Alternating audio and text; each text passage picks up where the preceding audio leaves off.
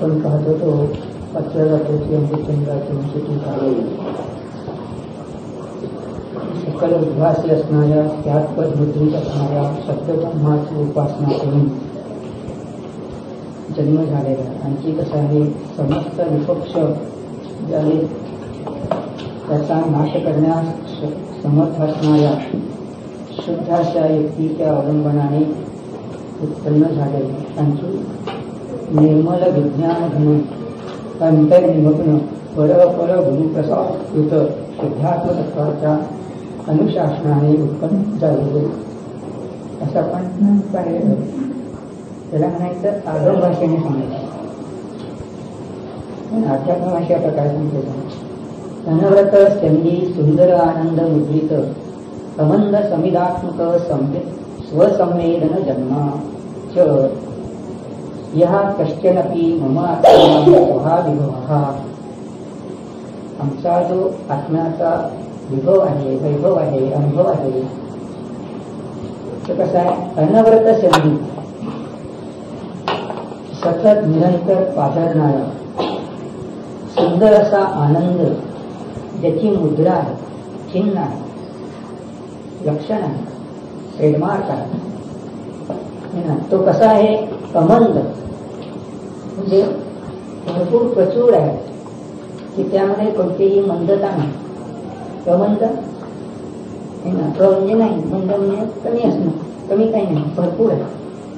आणखी कसं आहे, संविद नको ना, स्वतःला जाणलं जाणार, अनुभव करणार असं जे स्वसंवेदन, पुन्हा ज्ञानाने ज्ञानात्मक असून स्वसंवेदन आणि प्रत्यक्ष जाणलेलं असं त्याचा अर्थ आहे.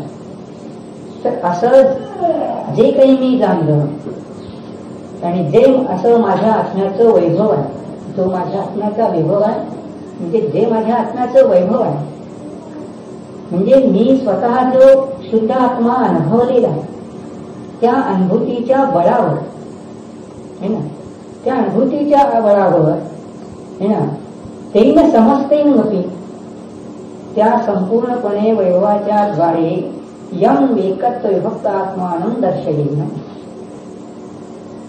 जो मी एकत्व विभक्त आत्मा आहे त्याला दाखवून देईन. म्हणजे एक तर सांगितलं की मी आगमाचा अभ्यास केला. दुसरी गोष्ट काय सांगितली की आगमाचा अभ्यास करून मी युक्तीने शोध घेतला. आणि तिसरी गोष्ट काय सांगितली की सम्यक दृष्टींचा जो अंतरंग अभिप्राय आहे तो प्राप्त करण्यासाठी त्यांचा सत्समाधानात मी प्राप्त केले. म्हणजे याला म्हणायचं बहिरंग निमित्त सापेक्ष कथन झालं.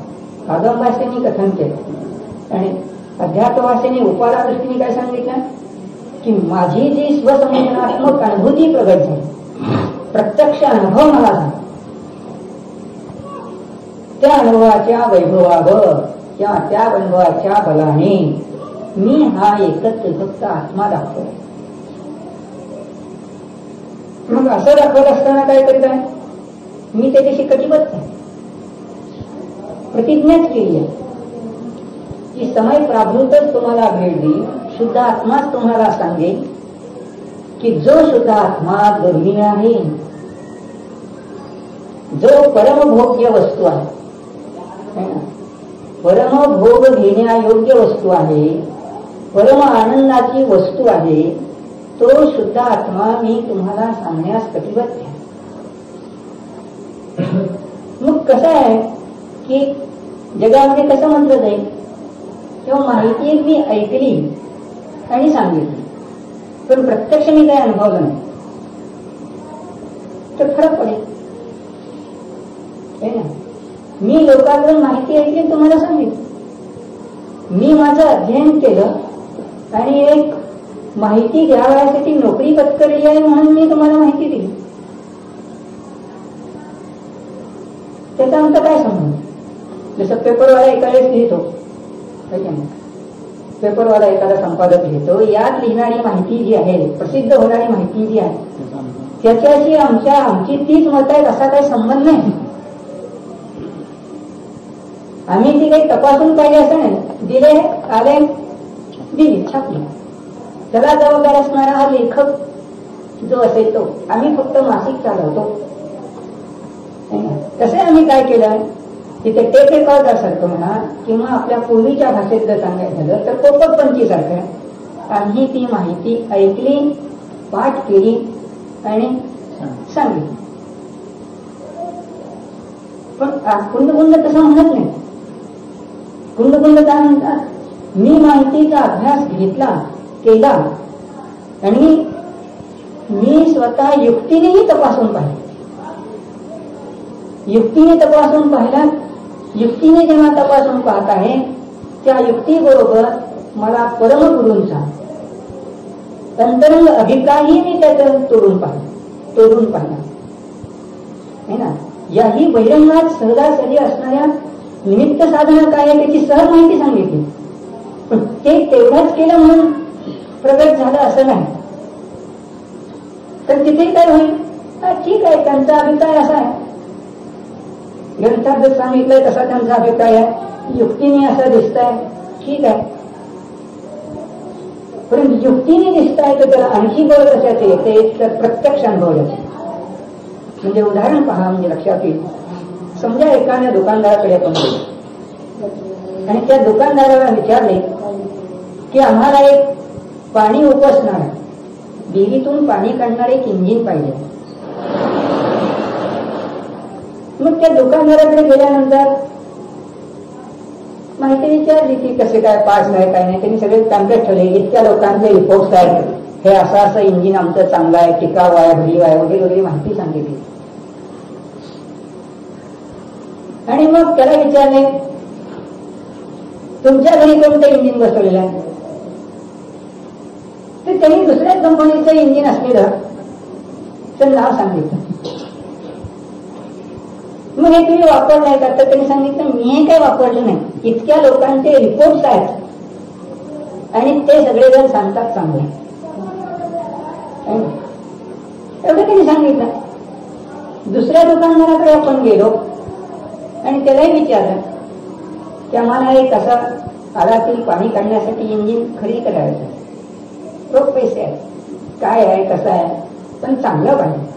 तर त्यांनी आपल्या इंजिनची माहिती सांगितली आणि आमचं इंजिन फार श्रेष्ठ आहे सांगितलं.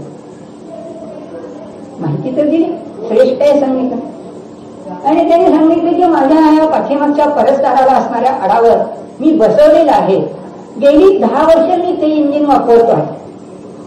लोकांचे तर हे रिपोर्ट आहेतच, पण मी स्वतः माझ्या घरात हे इंजिन वापरतो आहे आणि ते अत्यंत सुव्यवस्थित चालू आहे, काहीही गडबड नाही.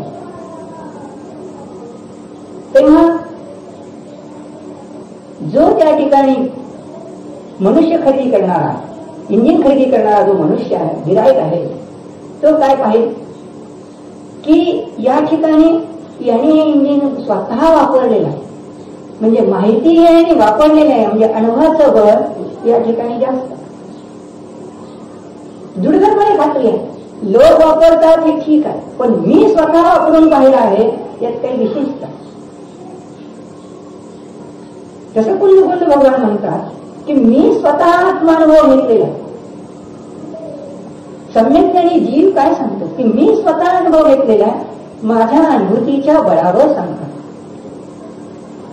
म्हणजे केवळ मी तो आत्मा दाखवत असताना एक पोपटपंची करीत नाही,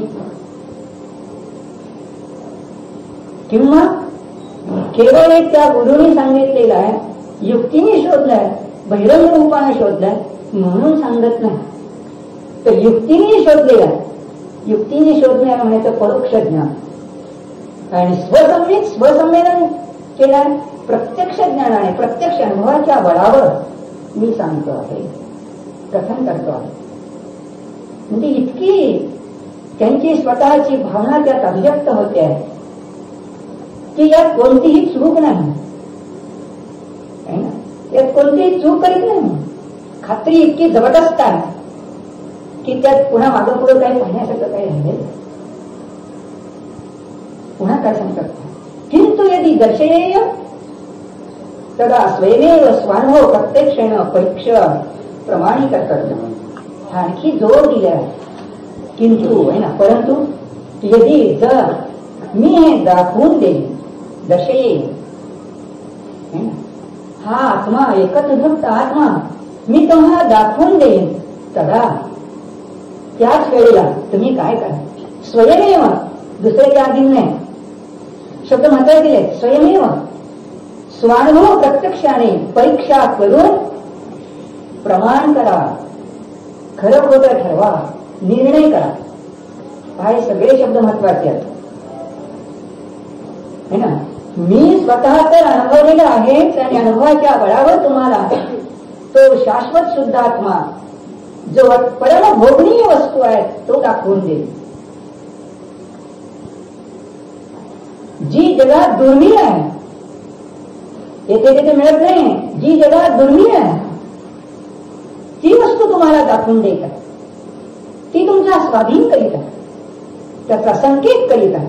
पण यदि जरी मी तुम्हाला दाखवून देत आहे तरी देखील तुम्ही काय करा, तुम्ही स्वयमेव म्हटलाय, तुम्ही स्वतःच, हा शब्द महत्वाचा आहे. काय चाललंय आज समाजामध्ये, प्रत्यक्ष पायामध्ये हे जीवन घासायचंय, उगीच काय शास्त्राचं नाही, आपलं जीवन घासायचं. आपण काय म्हणायला जातो किंवा समाज काय म्हणायला जातो की तुम्ही सांगता महाराज हे सगळं खरं, पण ते पंडित सांगतो ते असं बघा, आणि मग आम्हाला तर काही कळत नाही, आणि मग आम्ही एक तिसरा पंडित आणतो आणि त्याच्याशी तुम्ही चर्चा करा आणि मग काय करू. भगवान काय म्हणतात, कुंडकुंड काय म्हणतात, अमृतचंद्र आचार्य काय म्हणतात, स्वयमेव. अज्ञानी जनता ही म्हणते की परीक्षा दुसऱ्याकडून करेल, आणि ज्याला लोक व्यवहाराने म्हणतात सुशिक्षित, MA झालेत, PhD झालेत, MSc झालेत, MBBS झालेत, MS झालेत, MD झालेत, BE झालेत, ME झालेत, MCOM झालेत, चार्टर्ड अकाउंटंट झालेत, ते लोक काय म्हणतात, तर पंडितांना मग परीक्षा करू. अरे तुला भोगायचंय, तुला चाकायचंय.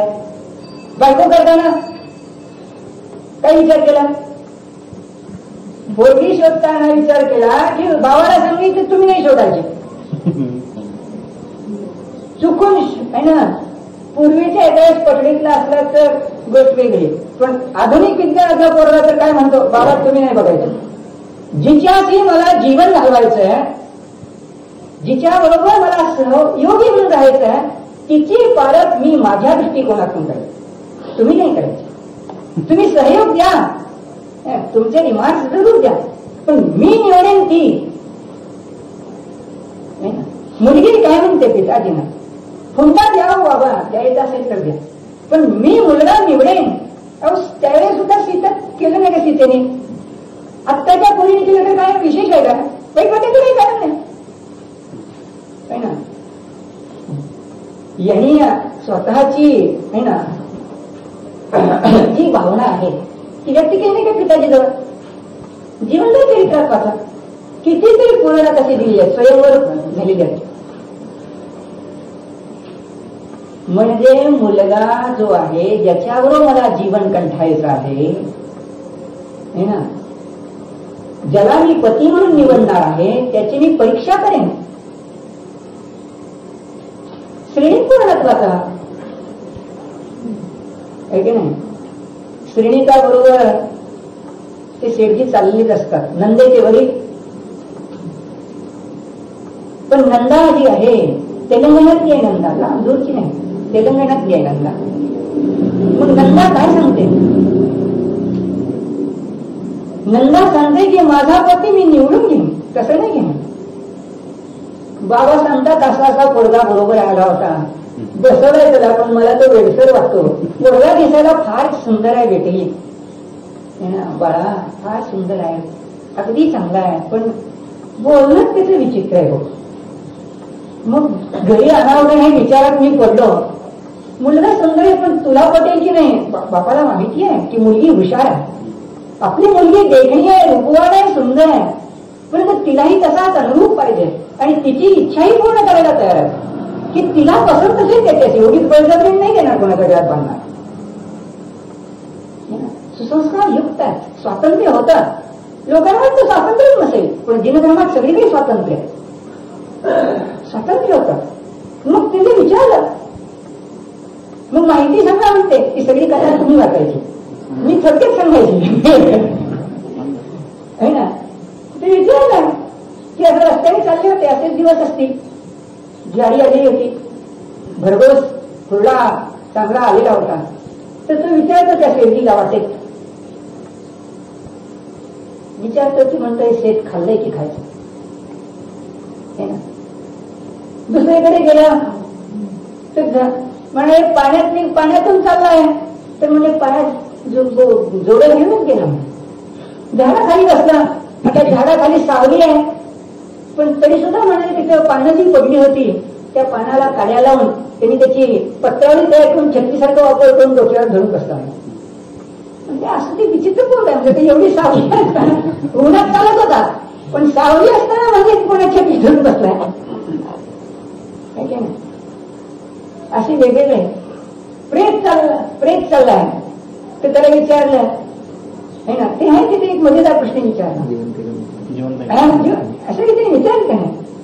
तर मग असे आहे की तो विचारतो, म्हणाले पोरगा तर म्हणाले पोरीला काय सांग, फार चांगला आहे बघ, पण तू असलं विचित्र डोक्याचं पोरगा आहे, तेव्हा तुझं लग्न कसं करू त्याच्याशी, हा विचार करीतच आलो बोलत आलाही. पण त्याला गावाच्या बाहेर तिकडे झाड आहे ना, तिकडच्या बाजूला काठी ठेवलाय त्याला. मग मुलगी सांगते त्याचे प्रश्न बरोबर आहेत, कसं काय बेटा. तर मग मुलगी सांगते की असा त्याच्यातला अर्थ, तो राजवींचा पुत्र असला पाहिजे, राजकुमार असला पाहिजे. मग पाण्यातून जर चालला तर पाण्यात खोल व पाण्यामध्ये जर एका वेळेस काटे असतील बुडले तर खोल का, आणि तो राजपुत्र तसंच गेला नाही. दुसरी गोष्ट म्हणाली, झाडाखाली बसला तर तिथे वरचं हे लावतं की नाही, महाराजाला आण देता नाही वाटत आणवीन का, छतला द्यावं लागतंय. तर वरची माती पडेल कसे वर, जर बीट केलं आहे ना, कावळ्याचं म्हणा, निष्ठा वगैरे काही पडली तर ते खराब होईल. तेव्हा तो म्हणून त्यांनी छत्री दिली. बरोबर आहे बाळा, तू सांगितली माहिती बरोबर आहे. मग ते म्हणजे शेत खाल्लं ते कसं काय, म्हणाले अगोदरच कर्जबाजारी झाला असेल तर शेत खाल्लं तर जमा नाही, कर्ज जर अगोदरच आणलं असेल तर शेत खाल्लं तर जमा. बरं, एवढी माहिती घेतली आहे ना, कसं आहे शब्दब्रह्माची उपासना केली, लोक म्हणतल्या ज्यातल्या युक्तीने ते युक्तीने एवढं मग त्याचा खंड नाही केलं, युक्तीने बरोबर आहे त्याचं ठरवलं. वडिलांची जो अंतर्निर्मळ भाव आहे त्याची संपर्कही साधलाय नाही ना, स्वपर परापर गुरु परंपरा माता पित्यांची संपर्क साधलेला की कसा असावं पती, काय असावं, संपर्क साधला. पण आणखी तेवढंही काम नाही केलं पोरीने. पोरी की चालाक आहे, हुशार आहे, काय म्हणते दासीला, हे बघ असं जा हे ना, त्याची परीक्षा पुन्हा आणखी युक्तीने परीक्षा सुरू आहे की हे नखात घेऊन द्यायचं. नख आता जशी फॅशन काय काय ते हसलं फॅशन असते तिच्या दासीची, तर नखात तर एवढं तर न पाठवलेलं, त्यात ते अत्तर सुगंधी द्रव्य घातलाय आणि सांगितलं की त्याला एवढंच आता ते किती असणार, किती जाई पडेल तिथपर्यंत टिकलं पाहिजे. तिथे गेल्यानंतर त्याला सांगायचं की संपूर्ण याच्यात आंघोळ करून यायची, एवढंच लिहिलेलं आणि त्यात सगळे आंघोळ करून यायचे. बर ठीक आहे. मग गेली दासी आणि मग ते सगळे घेऊन गेल्यानंतर त्याला सांगितलं यात आंघोळ करायची आहे आणि मग तुम्हाला ते सेठजी बरोबर होते त्यांच्या घरी बोलवलेला आहे वगैरे वगैरे म्हणतात. तोही तितकाच चालाक आहे ना, खुश आहे. मग म्हणाला छान म्हणाला जरा. तिथं मग त्या झाडाखाली नदीच्या तिथे जवळ बसला होता. मग तिथं काय केलं, पाणी काढलं ना वाळूचं, वाळू काढले आणि पाण्याचं हे केलं, स्वच्छ करून घेतलं आणि मग त्या स्वच्छ पाण्यात म्हणतात टाकी दुधा टाकायचं आहे की नाही. पाहिला केल्या आंघोळ करून. मग आणखी काही गोष्टी आहेत, बाकीच्या गोष्टी वाचायत शेवट परीक्षांची करते ते घरात आणि उद्योग काय करतात, एवढं करून येतं म्हणून सांगितलं तरी जात नाही. पोरगी आणखी म्हणजे परीक्षा म्हणजे स्वानुभव प्रत्यक्ष सगळं बघायचं आहे. ते ज्याच्याशी जीवन कंटायचं, कोण कुठल्या गावचं माहिती नाही, त्याच्याशी जीवन कंटायचं आणि तुम्हाला जीवन कंटायचं आयुष्यभर अनंत का मुक्ती सुंदरीशी लग्न लावायचं तर अनंत काय करणार आहात की तिच्याशी? कसं करणार? कारण प्रपत्नीशी लग्न का लावायचं? मग त्याच्याशी अनंत काळ कंठायचा नाही का बाबांनो? मग स्वयमेव परीक्षा करायची. उगीच कुठल्या तरी दुसऱ्याने सांगितलं पंडितांना नाही लग्न करायचं. पंडितांनी समजा तिने बायको दुसरीच केली तुम्हाला ती चालेल काय? चालणार नाही. म्हणून पंडित पडावलं मी नको. बापाने जे ठरवलं म्हणून पोरांनी प्रत्येकाने आपला आपला स्वयमेव परीक्षा करायची. काय करते ती हे ना, तिथं चिकन करून ठेवते सगळ्या रस्त्यावर. येणार बरोबर आहे, चिकन सगळं करून ठेवते. चिखलातून यायचं. हा अत्यंत जरुरी महत्वाच्या गोष्टी आहेत ना. चिखलातून आला आहे बिचारा. मग आल्यानंतर एवढंसं पाणी ठेवलं. काय ठेवलेलं आहे? एवढंसं पाणी ठेवलं. आणि त्या पाण्यातून तो स्वच्छ करतो की नाही हे पाहायचं आहे. मग आला तेही तितका बिलंकर आहे, कमी नाही, हुशार आहे. म्हणजे मग त्याने हे बघितलं की सांगितलं दासीने की तिथे ते बसली आहे दूर आणि ते पाहते आहे. तरी दासीने सांगितलं, दासी करते त्याला असं आला हे पाणी, हे पाय स्वच्छ धुवून नंतर भोजनशाळेत दिवाणखान्यातून आज भोजनशाळेत बोलवले. बरं मग पाणी एवढंच ठेवलेलं आहे, चिखलानंतर भरलेले आहेत. मग असं भरलेलं असताना देखील त्याने ते दुसऱ्या साधनाने प्रथम चिखल बाजूला सगळा केला है ना. आणि मग त्यातले एवढं पाणी आहे समजा, त्यातल्या एवढ्याच्याच पाण्याने सगळे पाय एकदम स्वच्छ आहे ना. पाय धुवून प्यावं इतके स्वच्छतेने स्वच्छ धुवूनपणा काढले. आणि पुन्हा अर्ध पाणी तिथं तसंच अर्ध पाणी शिल्लक ठेवलं आहे ना.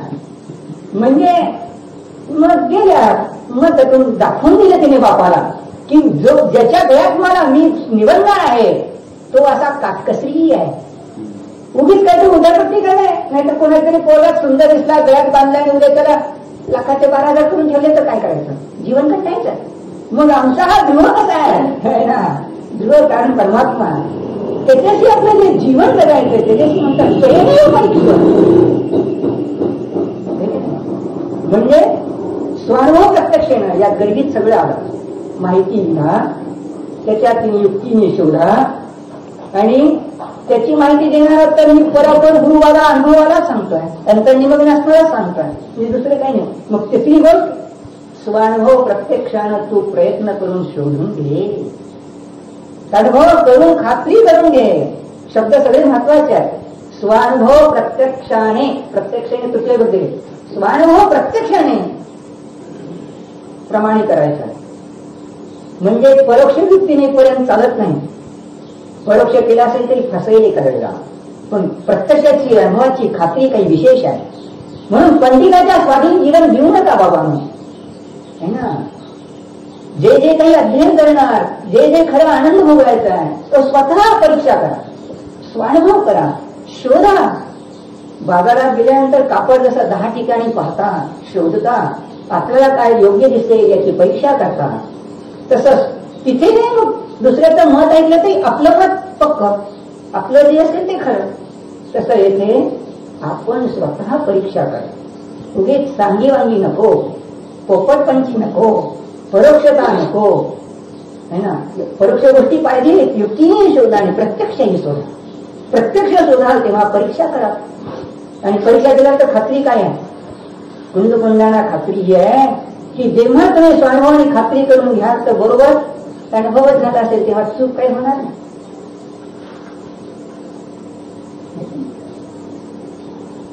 चूक काय होणार नाही. म्हणजे प्रथम परोक्ष माहिती होते आणि अनुभव त्यानंतर होतो. तेव्हा जेव्हा अनुभव होतो तेव्हा सम्यक दर्शन होतं, तेव्हा सम्यक ज्ञान प्रकट होतं, तेव्हा सम्यक चरित्र त्याच्यावर प्रकट झालं, मोक्ष मार्गस्थ झाला. आणि जो मोक्ष मार्गस्थ झाला तीच क्रिया पुढे करीत राहतो आणि मोक्ष फळीत. या स्वानुभव प्रत्यक्षात आणखी गाभा भरलेला की स्वानुभव प्रत्यक्ष सांगत असताना हे सांगतात की आम्ही जरी या पंचमकाळा जन्मलेलो आहोत, जन्मता मिथ्यादृष्टी होती. यातून शिकण्यासारखं आपल्याला काय लाभ आहे की हे आचार्य देखील पंचम काळात जन्मले होते. म्हणून पंचम काळातले आचार्य जसे परीक्षा करून परोक्ष रीतीने प्रत्यक्ष रीतीने परीक्षा करून खात्री करून अनुभवू शकतात. तसं आपणही आता जरी पंचमकाळात जन्मत असलो तरी आपणालाही ही प्रेरणा मिळते की आत्ता आपण त्याची परीक्षा करून परोक्ष रीतीने आणि प्रत्यक्ष रीतीने अध्ययन करून मनन करून चिंतन करून युक्तीने शोधून प्रत्यक्ष अनुभव करा ही प्रेरणा मिळते.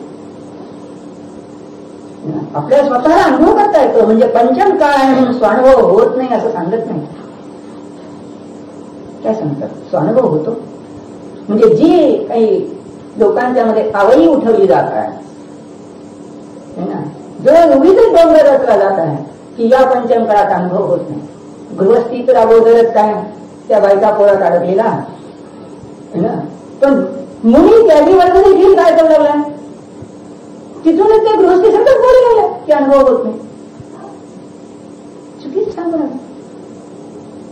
अनुभव होतो. अरे जर तुम्हाला पर्याय भाव प्रत्यक्ष होतो तर परिणामी भाव प्रत्यक्ष होतो. जर पर्याय भाव प्रत्यक्ष होतो तर गुणमयता प्रत्यक्ष होत नाही. पर्याय भावातून जर सामान्य विशेषात्मक जाणलं जातं तर सामान्य म्हणून सामान्य स्वरूपाचं जगत जाणलं जाणार नाही का? प्रत्यक्ष जाणलं होतं, अनुभव होतो. आणि जेव्हा सामान्य स्वरूपात आपण प्रत्यक्ष जाणू तेव्हा तो परमानंद येथे भोगायला मिळाला. जो अनुभव करीत नाही त्याला सांगितलंय. जो अनुभव करतो त्याला काय अनुभव कर म्हणून सांगायचंय. जो अनुभवच करीत आहे, चव चाकतोय, त्याला काय म्हणणार अनुभव करतो. म्हणजे जो अज्ञानी जीव आहे त्याला सांगितलंय की तू स्वानुभव करून खात्री करून घे. ज्याची खात्री पटली आहे तर पक्क गिराईक झालं. ज्याला खात्रीने पटलेलं आहे, जसं मार्केटमध्ये गेला आणि मग काय सांगता, आमच्या कंपनीचा तुम्हाला जो रुमाल पटलेला आहे, हात रुमाल पसंत पडलेला आहे, त्या कंपनीचाच मागत बसता की नाही दुकानदाराकडे. ते किती पुन्हा खाती पटवायचे, किती खाती पटवायचे त्याला प्रसंग येत नाही. म्हणून जे सम्यक ज्ञानी आत्मानुभूतीवाले जीव आहे त्यांना काही प्रमाण करायला सांगायचं, त्यांना खाती पटवायचे. अरे जे अज्ञानी आहे, अप्रतिबुद्ध आहे, मिथ्या दृष्टी आहे, मिथ्या ज्ञानी आहे, अशा त्या मिथ्या ज्ञानी जीवाना खात्री करून घ्यावयाची आहे. की बाबांनो परोक्ष रूपानं तुम्हाला करायचे आणि प्रत्यक्ष रूपाने करायचं आहे. कोणी स्वयमेव, दुसऱ्याची खात्री नाही सांगत. स्वयमेव हे सगळे शब्द महत्वाचे आहेत बाबांनो. म्हणजे यातून उत्साह बांधायचा आहे की आम्ही खात्री करू शकतो, सिंह खात्री करू शकतो, नारकी जीव खात्री करू शकतो. नटवा तितकं रौद्र स्वरूप असताना देखील तिथेच ते मंथन करून अनुभव करू शकतात. तर येथे सुद्धा बाबांनो आपल्याला मंथन करायला फार उलट सोप आहे, अवघड नाही. आणि प्रत्यक्ष अनुभव करता येतो. अनुभव ज्यांनी केला असेल त्यांचं तर अनुभवाने जीवन पुलकित झालंच आहे. पण ज्यांनी आजपर्यंत अनुभव केला नाही त्यांनाही ही प्रेरणा मिळते की आपण आता अनुभव करून खात्री करू शकतो. म्हणजे केवळ अंधश्रद्धेला जागा नाही. अन्यत्र जर गेला तर ते तुम्हाला एवढ्याच सांगतील, आम्ही सांगतो कसं वागायचं आणि आम्ही सांगतो कशी तुमची क्रिया झाली की काम झालं. झालं काम तुझं, तू विश्वास ठेवायचा. आणि म्हटलं तुला कुंडलिनी जागृत झाली की तू म्हणायचं झाली म्हणून. आम्ही म्हणायला लागले की तुला हे अग्नीचा स्पर्श झाला ते गुलाबासारखं आहे की तू म्हणायचो होय म्हणून. तसं म्हणायचं तू फक्त करायची क्रिया असं सांगते. तिथे तसं म्हणत नाही. त्याच्या म्हणतात परीक्षा करा. म्हणून काय अमेरिकेत घटना घडली नाही का, मध्यंतरी पेपरमध्ये आलेली घटना. त्या शिष्याने काय सांगितलं, त्या ऋषींच्याकडे काय म्हणे 7 वर्षांनी केला कार्यक्रम. त्यांनी सांगितलं तसं वागलो आणि मग तसं काय आम्हाला आनंद किंवा ते काही मिळायचं होते ते मिळालं नाही. म्हणून त्यांनी काय दावा लावला, नुकसान भरपाईचा दावा लावला. पेपरमध्ये आला होता. तर नाही आलं बाबा, आले की नाही.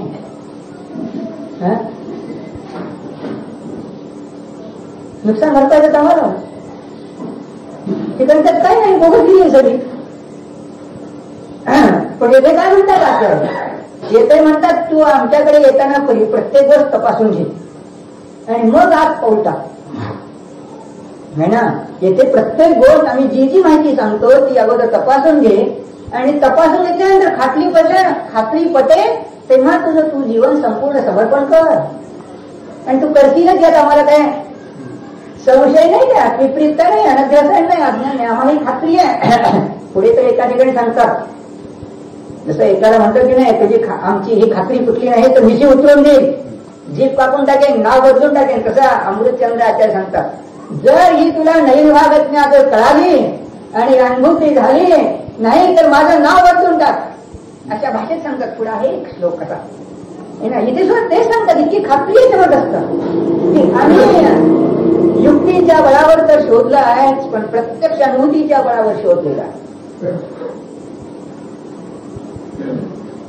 ज्यांनी ही सगळी सर्व बाजूंनी तपासणी केलेली आहे, संपूर्ण विकृतीचा शोध म्हणजे शोध केला म्हणजे काय नष्ट केलेला आहे. कुठली गॅरंटी गोष्ट राहू दिली नाही. त्यांच्या जीवनात चूक काय होणार, काही होत नाही. आणि तसा जर शिष्य होतो तर तो है ना, तोही तसाच तितका तोला मलाचा त्या भले नसेल होणी झाला, परंतु तत्वज्ञानाच्या पायाच्या गाभाऱ्यावर बरोबर उभा राहतो. मग लोक इथे विचारतात, राव महाराज तो सिंह इतका वेळ बसला होता का? आम्ही रोज शास्त्राला येऊन बसतो, मग तो इतका वेळ सिंह कुठे बसला होता हो? मग